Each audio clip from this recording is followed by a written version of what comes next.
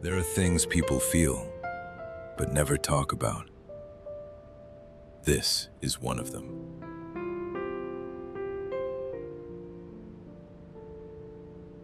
Some people never stop.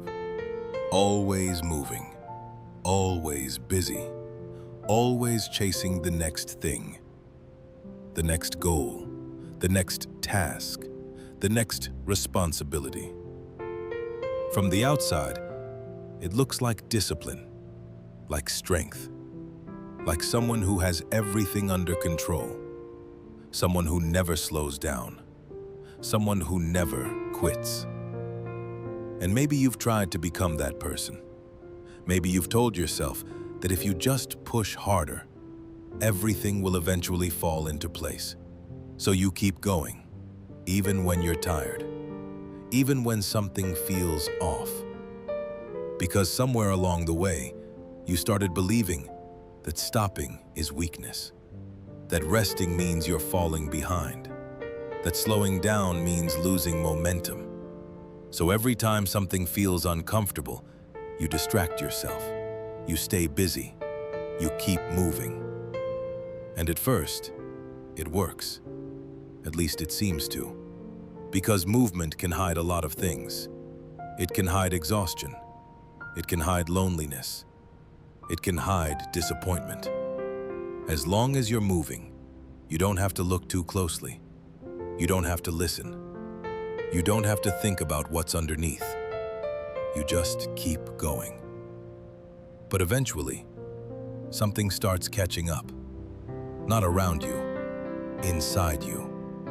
A feeling, a weight, a quiet exhaustion that doesn't disappear with sleep. Because you're not tired from doing too much. You're tired from avoiding too much. Avoiding conversations, avoiding emotions, avoiding questions you've been postponing. Questions like, am I actually happy? Why do I feel disconnected? What am I running from? And those questions don't go away. They wait, quietly, waiting for a moment when everything finally becomes still. Because silence has a strange way of revealing things. Things you've been avoiding. Things you've been ignoring, things you've been too busy to notice. And maybe that's why so many people fear slowing down, not because they hate rest, because they don't know what they'll find. What if they realize they're unhappy? What if they realize something needs to change? What if they realize they've been running in circles? Those possibilities feel uncomfortable, so they keep moving. But movement isn't always progress. Sometimes movement is avoidance. Sometimes movement is escape. Sometimes movement is fear wearing a disguise. And that's a difficult thing to admit. Because the world rewards busyness. The world celebrates productivity.